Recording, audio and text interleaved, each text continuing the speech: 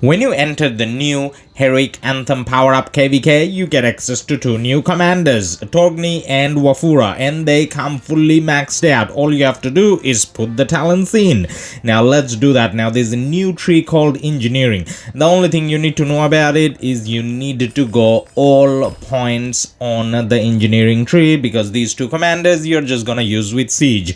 And this is primarily a Siege-based tree. Now when you have access to it, you can kind of read it out, but honestly there's nothing to read too much into it. You max the Engineering tree and then you kind of put the points where it's more relevant. So we are going to do it for Torgny, we are going to do it for Wafura as well, and just in case if anyone finds it confusing, I'm gonna take the pictures and put it on our Discord. Speaking of our Discord, don't forget to join our Discord, link in description. That's where you can find commander pairing, talent trees, equipment, and all sorts of other guide, and meet a bunch of new people. Now in terms of the talent trees, this is how I'm gonna go with Torgny, and I'm probably gonna do something similar for Wafura. Let's see if the same tree. No, he got attack, so it's gonna be slightly different, but in the first place Engineering is all the way where I'm going to put all my points. Now again, just confirming, we didn't need to put any gold heads, we didn't need to put any experience, any stars, so basically you get them fully maxed. Now one thing you may be wondering, did we get the pop-up, because they look like legendary commanders? Did we get the Writers of History pop-up because these are two new commanders? The answer is no.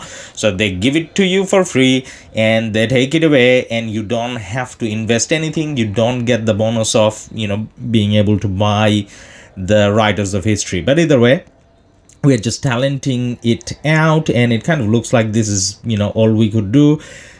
And I'll take a picture of this as well. So I think these are probably going to be the best trees for them. Now we didn't really talk about the skills too much because there's nothing to talk about.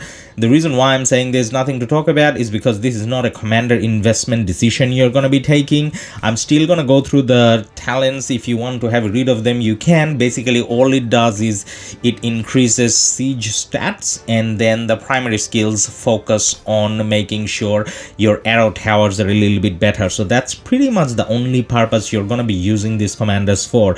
So say for example, if you have other half-done legendaries, they're going to be way better for your normal troops. But if you plan to fight with siege, especially if you're thinking about doing arrow towers, then you have to use them. Now they do not have to be used together. You can take out two separate marches of siege.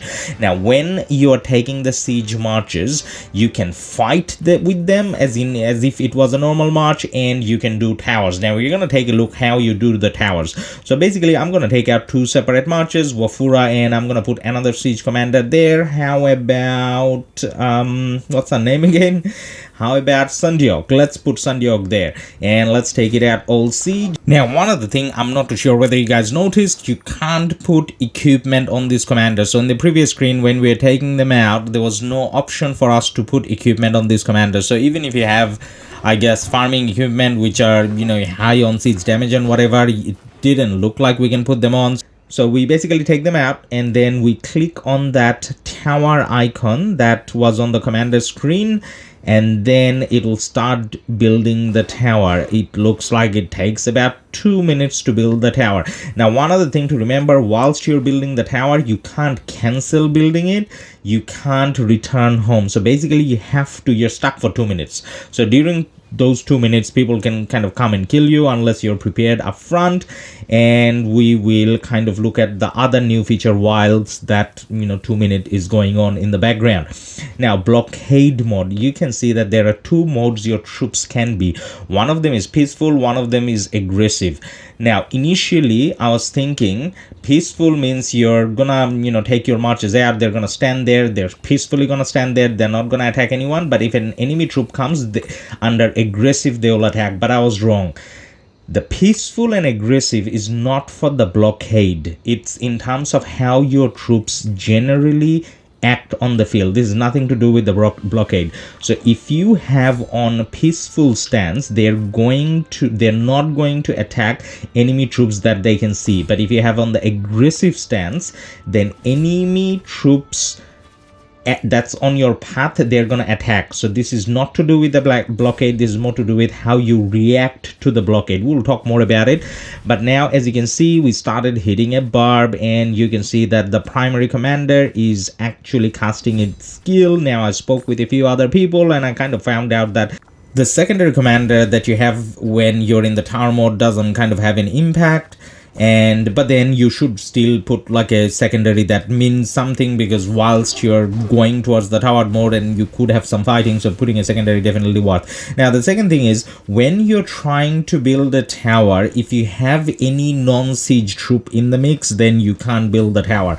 Lastly, the towers individually are not that strong, but if you have quite a few towers, then they're quite annoying. So whether we are talking about the arrow towers or whether we are talking about the blockade situation, both of them you can kind of do and then go offline. So farm accounts, sub accounts and all of that is gonna start playing a lot more role, which I'm not too sure whether I'm happy about, but you know, it is what it is. Anyways, now what we are trying to do is we are showing you the blockade feature. So I have 5 marches standing there. By default, that's blockade. Now one of my alliance mates, now I quit the alliance, but one of my alliance mates is kind of trying to go back to his city, and he can't because I'm standing there.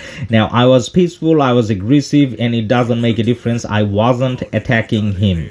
Now when do I kind of start attacking him? When his march is on my way, and I'm gonna show it to you in a little bit. Now peaceful or aggressive, his march kind of can't go through. Now I'm just showing you the blockade feature again. Now remember, when you're in peaceful mode, if you're coming out of your city and you're trying to go somewhere and there is a blockade, as in other people having their 5 marches, you're not gonna hit them if you're on peaceful. But then let's say, for example, if you're on aggressive, and if my friend here was aggressive and he was trying to go through, his march will start hitting me. Now I brought out 1 march in aggressive, and I'm just walking past him and see what my march does. I was walking past him, I didn't ask him to hit. I tried to walk away again, but then until my march was sure that march from my friend is not blocking his way, he kind of kept attacking him. Now I asked my friend to bring out another march so that we can do a little bit of fighting and see how these commanders are when not in arrow tower mode. We are going to do a little bit of touch and go, and I'm trying to go back. I just wanted to have a couple touches.